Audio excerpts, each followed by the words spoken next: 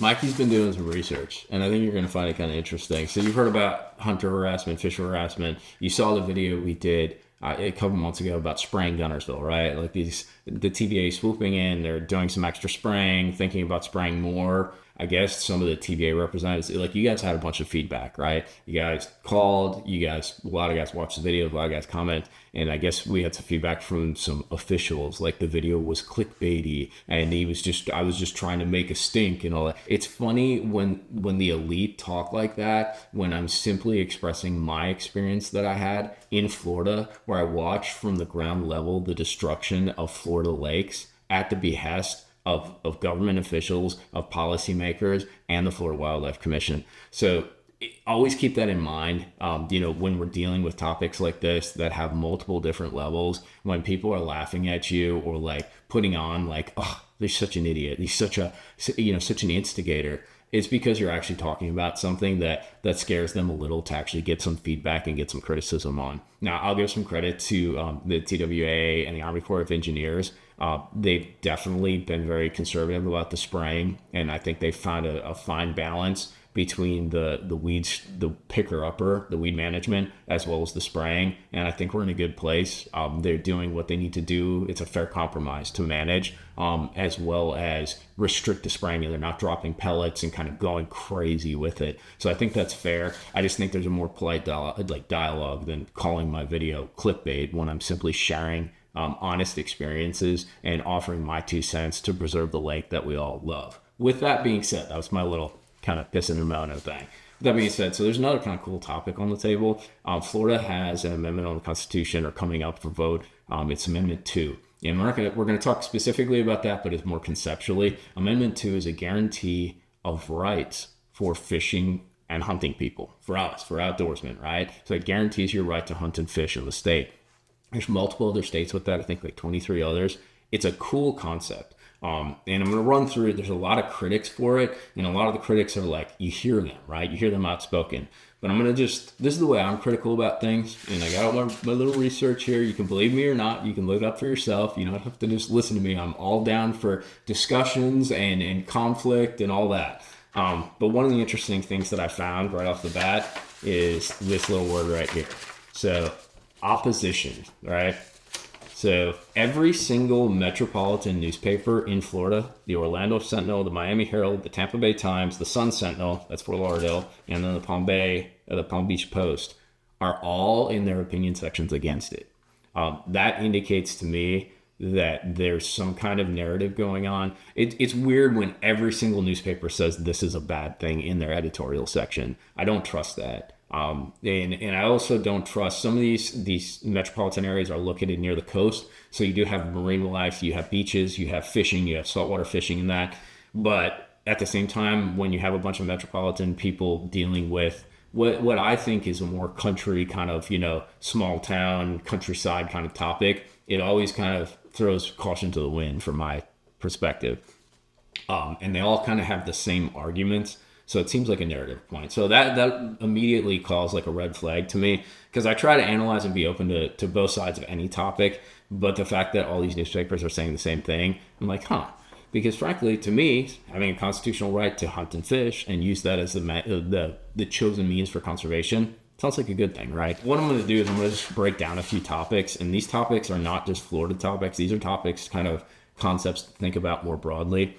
So what this does is it guarantees a constitutional right to hunt and fish, right? And that's the primary means of managing ecosystems, conservation topics, etc. Is one of the things, there's two things that kind of like concern people, but ironically, the concern points, I think, are our strongest points for actually this is something positive, right?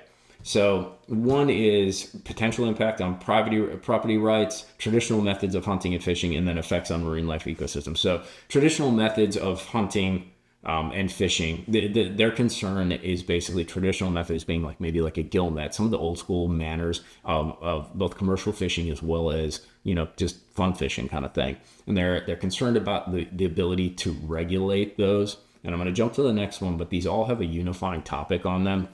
And then the potential impact on property rights. I don't believe this one that much, but they're wondering about, whether hunters are going to, claim certain rights to cross into private property, things along those lines, and then effects on marine life and ecosystems. So this is, if you have a population that's declining of some kind of animal, some kind of marine life, and that the ability to regulate the treatment of that population to reduce that impact and change that impact. They all sound like kind of good things, right? But the trick is, like any of these regulations, us as outdoorsmen on the ground level, we're always feeling the brunt of this. And then we get to say something afterwards, right? Like some regulation will come down and they'll be like, hey, we're changing this. You got to deal with it. The spraying is a great example. Hey, we're going to spray. And whether you like it or not, whether it's a positive or a net negative, it's going to happen. And now you can complain afterwards and make a stink, and maybe we'll listen to you. But yeah, we made the choice and this is what's happening.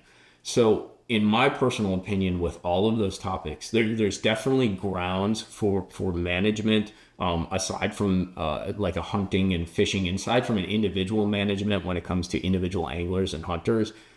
There's grounds for various ecosystem management, and that making changes on bag limits because of a depletion of a certain species or something like that. 100% rational, right? That's common sense. However, those changes, like I said, they come down from the top and they're implemented and just thrown down upon us. And whether they're right, wrong, these are the experts, and we can only argue afterwards. The onus is on us to sort of go against that and show fault or show a negative impact or other tertiary impacts. One thing that really frustrates me with a lot of the policies and a lot of the regulations on fishing and hunting is they don't think about how they might be trying to target one thing, but they're affecting multiple different other aspects of our participation in the outdoors. So what this does, instead of the onus being on us to prove a negative impact of some kind of policy or regulation, the onus is on the people up in the White Castle telling us what to do. I know that sounds like old school, like the man is out to get you, but there is some sense to that. Outdoors people are not a huge community. There's a lot of people that participate in the outdoors, but from an activity and a dollar standpoint, it's much smaller than other industries. So our ability to sort of fight power, is not nearly as large as other sort of small sort of subgroups of activity. And I think when that onus and when that weight is on the shoulders of the policymakers to prove that there's a problem, it's a much more balanced field, because right now they're here and we're here. So if they need to prove, show, and get past various constitutional, like this constitutional amendment to make changes, it sort of evens out the playing field. A lot of times with these outdoor regulations, they're painted with a very broad brush. I understand a lot of it's research-based and study-based, but as we all know, the experts are experts in research and that, but oftentimes they're not experts in reality and the consequences that occur outside of their frame of vision and their frame of reference, right? We see those problems because we're participating in all these different levels of the outdoors. We're seeing it right in front of us. So if their focus needs to become more specific, I think it's going to push them to be more specific and targeted when it comes to certain regulations, so that those broad brushes are not having the effect on other things that they never thought about, that they just didn't predict, because in their model, it wasn't a part of their model because they didn't take it into account because they're so focused on this, like certain little thing. This will force them to be very specific in these regulations and hopefully force them to really prove the fact that these certain regulations, these bag limits, these restrictions, whatever they may be, actually need to happen and will have a net benefit across communities, across hunting, fishing, marine life, ecosystems, whatever the sort of the basis is or the context is.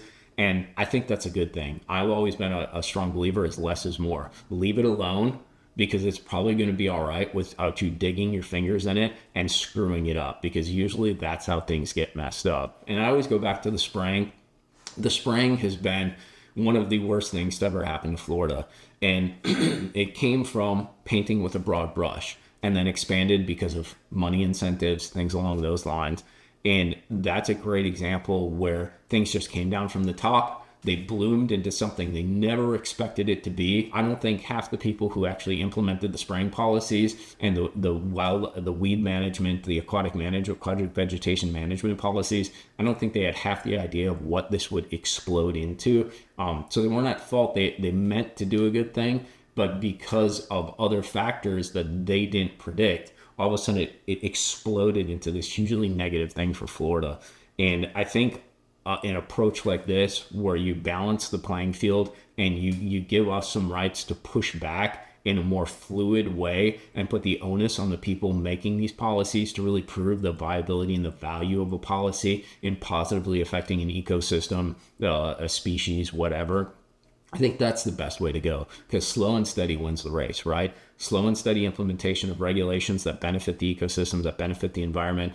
That's a good way to go, instead of making broad, swooping changes that end up just screwing things up. I hate to say it like that, but it is that simple. So that's my 2 cents. So a couple things. Drop down in the comments box what you guys think. Do you think this is a positive move for anglers, for hunters, for outdoor enthusiasts like us? Let me know if your state also has this constitutional amendment to ensure hunters and fishermen's rights. And just let me know your take. Am I way off base?